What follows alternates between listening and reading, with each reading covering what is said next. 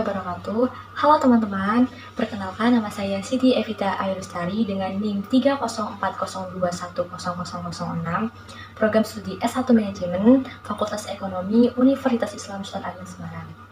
Pada video kali ini, saya akan menjelaskan mengenai mekanisme akad istiqnah dalam perbankan syariah, yang mana merupakan bentuk pemenuhan tugas dari mata kuliah Islam dan Disiplin Ilmu yang diampu oleh Bapak Dr. Andes Haji Bejo Santoso, MT PhD. Baik, sebelumnya apakah teman-teman sudah mengetahui apa itu istiqnah? Baik, saya akan menjelaskan mengenai istiqnah. Definisi istiqnah. Istiqnah itu merupakan akad jual beli dalam bentuk pemesanan pembuatan barang tertentu dengan kriteria dan persyaratan tertentu yang disepakati antara pemesan atau pembeli, atau bisa disebut dengan musta'ni, dan penjual atau produsen, atau bisa disebut dengan sya'ni. Nah, kemudian untuk lafal istiqnah berasal dari kata sana'ah yang artinya membuat sesuatu. Kemudian ditambah alif, sin dan toh menjadi istiqnah. Nah, teman-teman sudah tahu kan mengenai apa itu istiqnah?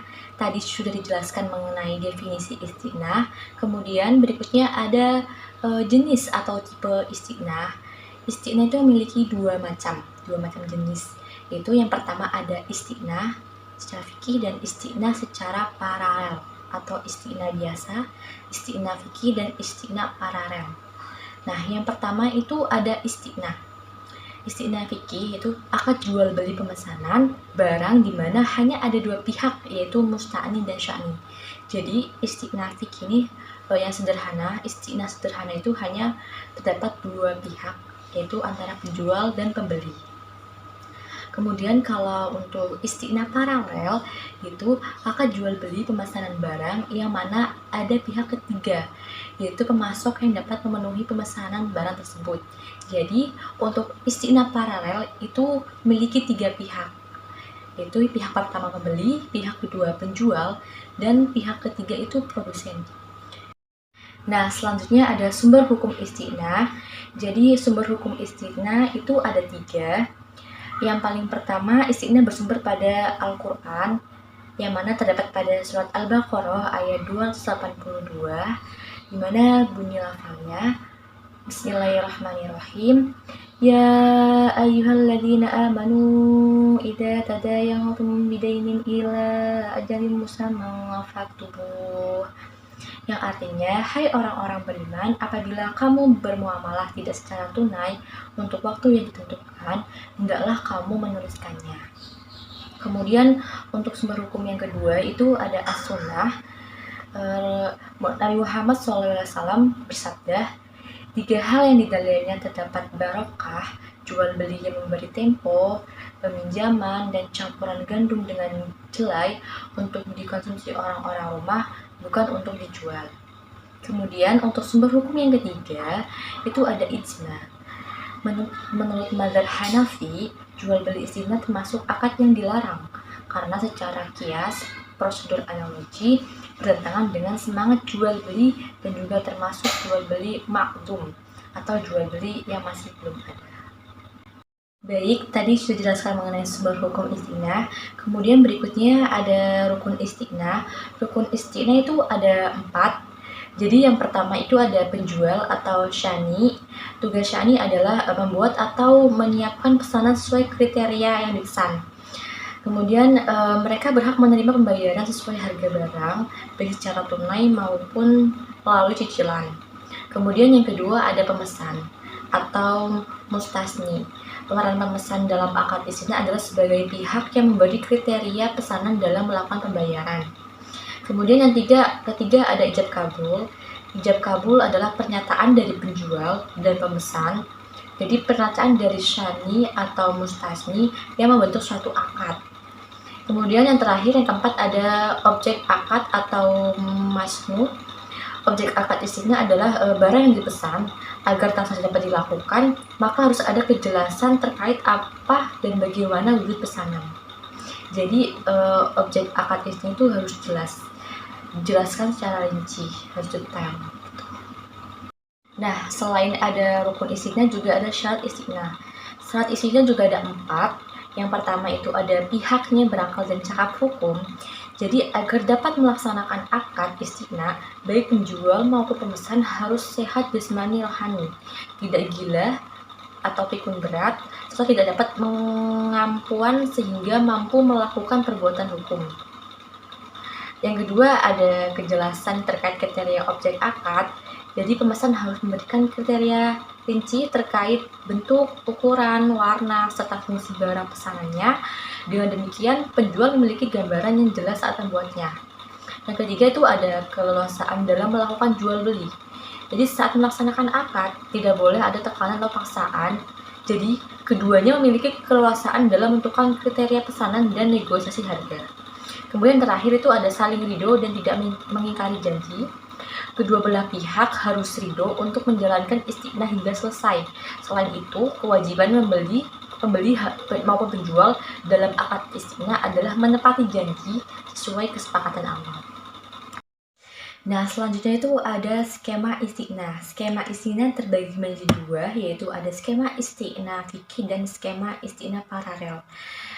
Terlebih dahulu saya akan menjelaskan mengenai skema istiqnah fikih. Sesuai dengan gambar yang telah terpaparkan.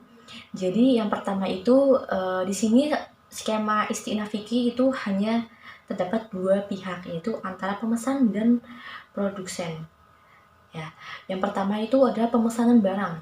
Jadi mustasni akan memesan barang kepada produsen atau syani. Nah, setelah adanya pemesanan, baru kemudian akan adanya akad istiqnah. Nah, setelah adanya akad istiqnah, kemudian adanya melakukan pembayaran antara pemesan kepada produsen. Jadi pemesan akan membayarkan sejumlah nominal kepada produsen. Setelah dilakukannya pembayaran, maka produsen baru akan bisa melakukan produksi barang yang dipesan sesuai dengan kriteria yang pemesan pesan gitu. Nah, selanjutnya setelah produsen telah selesai memproduksi barang, barang sudah jadi, maka barang akan dikirim kepada pemesan tersebut gitu. Selanjutnya ada skema istiqnah paralel. Nah, skema ini biasanya penerapan pada perbankan syariah, di mana skema ini terdapat tiga pihak, yaitu antara pemesan, bank, dan produsen. Nah, mekanisme skema ini, yang pertama itu ada pemesanan barang. Pemesanan barang antara pemesan musta'ni kepada bank. Jadi nanti pemesan akan menjelaskan mengenai barang yang dipesan, kriteria barang seperti apa yang akan dipesan. Setelah itu baru bank akan meminta kepada produsen untuk membuatkan suatu barang yang dipesan oleh musta'ni gitu, sesuai kriteria yang telah ditentukan. Setelah adanya pemesanan, kemudian ada akad istiqnah. Di skema istiqnah paralel ini ada dua akad istiqnah. Yang pertama itu akad istiqnah antara pemesan kepada bank, dan yang kedua akad istiqnah antara bank kepada produsen. Nah, setelah dilakukannya akad, kemudian dilakukannya pembayaran. Pembayaran yang pertama dilakukan dari pemesan kepada bank.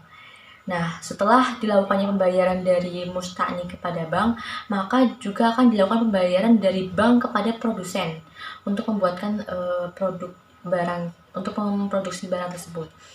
Nah, setelah dilakukannya pembayaran, kemudian adanya pembuatan barang. Setelah tadi bank melakukan pembayaran kepada produsen, maka produsen baru akan memproduksi barang sesuai pesanan, sesuai kriteria yang dipesan. Nah, setelah memproduksi barang, kemudian barang tersebut akan dikirim oleh produsen kepada pemesan. Nah, setelah produsen mengirim barang kepada pemesan, produsen akan mengirim dokumen kepada bank bahwa barang tersebut sudah dikirim kepada musta'ni, kepada pemesannya. Seperti itu. Selanjutnya ada fatwa DSN MUI. Fatwa ini menjelaskan 3 ketentuan. Yang pertama itu ketentuan tentang pembayaran. Jadi alat bayar harus diketahui jumlah dan bentuknya. Kemudian pembayaran dilakukan sesuai dengan kesepakatan. Kemudian pembayaran tidak boleh dalam bentuk pembebasan hutang. Nah, untuk ketentuan yang kedua itu mengenai barang. Jadi harus jelas ciri-cirinya dan dapat diakui sebagai hutang. Kemudian dapat dijelaskan spesifikasinya. Penyerahannya dilakukan kemudian. Waktu dan tempat penyerahan barang ditetapkan berdasarkan kesepakatan. Kemudian pembeli atau musta'ni tidak boleh menjual barang sebelum menerimanya. Kemudian untuk ketentuan ketiga itu mengenai lain-lainnya. Jadi dalam hal pemesanan dikerjakan sesuai kesepakatan, hukumnya mengikat. Kemudian semua ketentuan dalam jual beli salam yang tidak disebutkan di atas berlaku pula pada jual beli istinah. Kemudian Badan Arbitrase Syariah menyelesaikan pertikaian setelah dilakukan musyawarah. Nah, selanjutnya itu ada contoh transaksi akad isnin di perbankan syariah. Itu biasanya contoh transaksi akad isninnya itu salah satunya yaitu pemesanan rumah kepada bank itu. Nah, mekanisme pembayaran dapat berupa transaksi dengan 3 cara pembayaran, yaitu yang pertama ada pembayaran di muka secara keseluruhan, terus pembayaran secara angsuran selama proses pembuatan, atau bisa yang ketiga itu pembayaran setelah penyelesaian barang. Baik, terima kasih kepada teman-teman semua yang telah menonton video ini. Semoga apa yang telah saya sampaikan bisa bermanfaat bagi teman-teman semua. Dan mohon maaf apabila ada kesalahan pengucapan. Sekian dari saya. Wassalamualaikum warahmatullahi wabarakatuh.